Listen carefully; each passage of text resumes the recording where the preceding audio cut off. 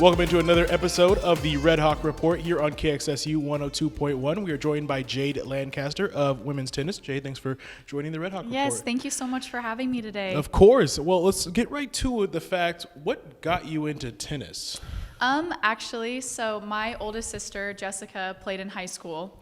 And I was always, involved in soccer. I tried out basketball. I played softball in middle school, all these different things. And she was like, maybe you should try out tennis. And there was a tennis camp during the summer. I was about 11. And I didn't think I would like it, to be honest. I was like, it's an individual sport. I don't think I'm going to enjoy it. And then I got out there and, being an 11-year-old, when you actually are good at something, you're like, wow. And so I had a knack for it right off the bat, and then it just progressed from there. So Oh, that's awesome. Yeah. And you did have a great, historic almost career at Sumner, being a Spartan.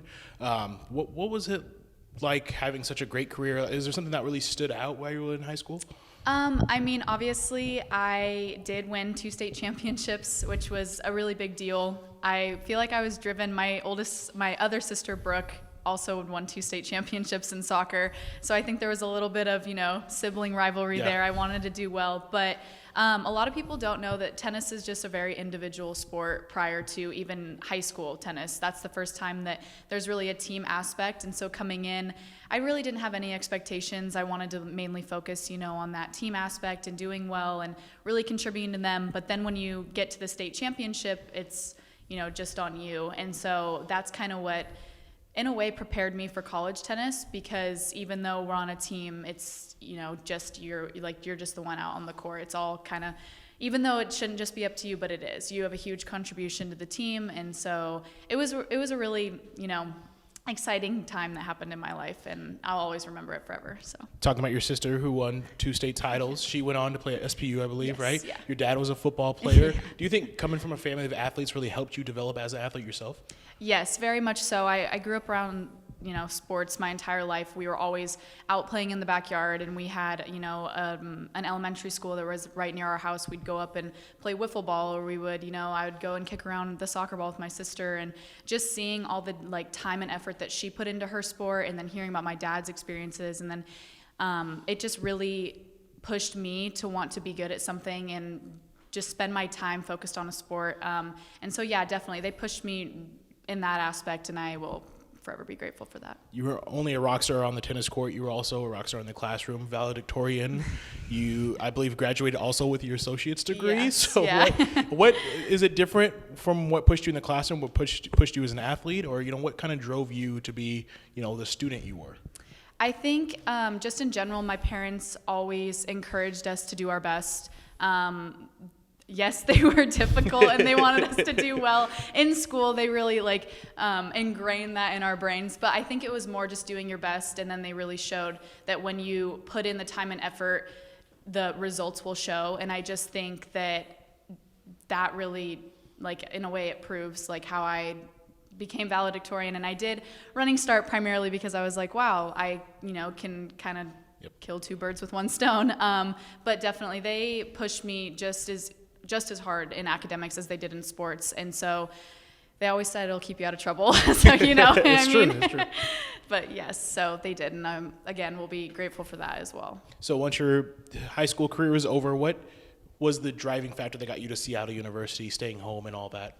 I am very much a homebody. I was looking at other schools. There was some in Texas. I was like, my dad's from Texas, and he's like, yeah, go. And I was like, it's too far from home. And I was really drawn to the fact that Seattle U is such a tight-knit university. I didn't want to go to a big school. I really enjoy those close relationships with professors. I just excel in that in the classroom as well. And then also, I was really driven to the team. I really liked all the girls that were on the team, and coming here on my unofficial visit, I really saw that, and I saw how they were with the coach and how they were with each other, and I immediately knew, being close to home, that was a huge aspect that I wanted to have, but also just the camaraderie and what they had as a team really drove me to go here as well. So. And continuing your education, finance major, I believe. What made you get into finance of all things? Honestly, I don't know. That's fair. I honestly don't know. I didn't know necessarily what I wanted to do. There's people, immediately when they're in high school, they know what they want to do. My sister, she was like, I'm going to be a doctor. And I was like, okay, that's not for me.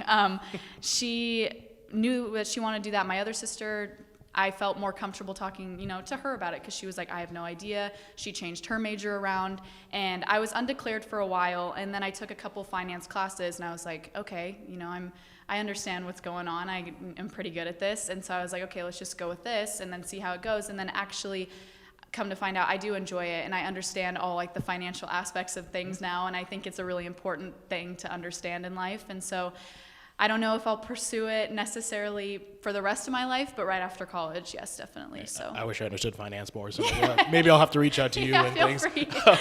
But going off, you said earlier in your recruitment that the professors really stood out to you. Do you have a professor that has stood out, or even a class that stood out so far since you've been here? Definitely Professor Bohan. I have had him for 3 finance classes now, and he's a really just quirky guy, but he makes it fun. But he also is a really wonderful teacher. He makes sure that not only is he teaching in a way that you understand, so many different people learn in different ways, and so he really incorporated that into his classes.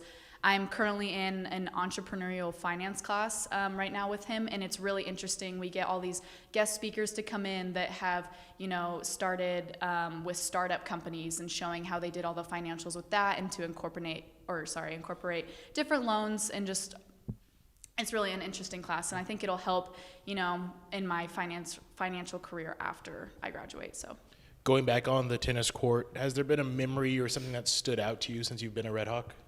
Actually, recently. So last week we finished our season, unfortunately, but it was a truly bittersweet moment. We made it to the WAC finals, so we made history here at Seattle U, which was wonderful. I'm really proud of my entire team. It was very tough conditions. We were playing in Texas, not used to the heat, not used to the humidity. There were times when, there was 2.5, 3-hour matches going on, and they really pushed through, and we all contributed as a team in doubles and in singles. So I think that really was one of the best moments to finish, and it was tough not making it to the NCAAs and winning, but just to be there with them. And we actually had an unfortunate moment where we missed our flight, just kidding, our flight got canceled, and so we had to stay an extra night in Houston. But just to have that true vulnerable moment with your team when there's 5 seniors and 4 freshmen, and just knowing that we made those relationships, and that hopefully they're gonna last after we graduate. But it was probably the most memorable moment at Seattle U. I know you guys captured all the attention, everybody on campus. Everybody was talking about you guys' historic run, and first time ever they made the final. So again, congratulations. Thank you. A couple more questions, but when it comes to tennis, what's your game day routine? What gets you, ready from the start to finish? What kind of gets you through the day and ready for a tennis match? That's tough. I really had a routine when I was younger, so it was different. I would always, eat a specific breakfast. I didn't like to eat that much before I played. I would go out on my own and jump rope, and then do sprints to warm up, and then hit a little bit, and then go out and play our matches. But now in college, it's just completely different, and we get in this routine that we do every single time. So, before I still do the same thing. I don't really eat that much, which is probably not good for those, 3-hour matches. I'm like hit a wall at some point. But so we go out and we do the same warm up every single day. So we don't change anything. And so just to get that going, I think I always get nervous before matches, and I think it's a good thing, because if you're not nervous, then in a way you don't care. So I would always get nervous, but just having that exact warm up and knowing what we're gonna do kind of calm me down a little bit. And then I would always, even before getting there, I would just put my AirPods in, just listen to music, kind of drown everything out. Especially this year, I focused on doing that more. I suffered an ACL injury last year, and so coming back from that, I was just a little bit nervous. I wanted to contribute to the team. I wanted to do well. And so with that, I kind of just focus more on that it doesn't matter the outcome, as long as, again, do your best. And so just with that, focusing, then it helped. But no major routines. I know there's some people on my team that are superstitious. They, have to line their water bottles up perfectly. They have to lay their towel down. Yeah, I'm not too Not okay. superstitious. Yeah. Okay, cool. Going on that route of your teammates, is there one that stands out? Like, if you had to say, hey, what my funniest teammate is, who do you think that would be? Jillian Rasmussen. Okay, let's get the laugh already. 100%. She is just I mean, everyone on our team is wonderful. But I can always count on her just to pick me up, make me laugh. She always has the funniest jokes. She will say the most random things on the tennis court. And it's kind of nice because, you know, when you're playing in these matches and you're just tuned in, sometimes tennis is a very mental sport, and you know, you miss a shot and you're just like, oh my gosh, and you're just in your head. There's major points, like when you're playing a deuce point, and you know, that's what decides that game. And then if I'm playing next to Jill and I hear her say like something crazy or funny, it makes me come back to reality that it doesn't matter, you know, what happens. Right. In a way, yes, we want to win. Yes, we're trying our best, but in the end, it's not going to be a life or death situation. So definitely. Final question before we get you out of here. If you had an opportunity to tell younger Jade something and tell her, you know, something to look forward to, anything like that, what would you tell your younger self? I think that everything happens for a reason. I have faced a lot of adversity, I think, in my college years. And I think that, again, when I was younger, I just thought tennis, and school. Mom and dad and school. Yeah, mom and dad.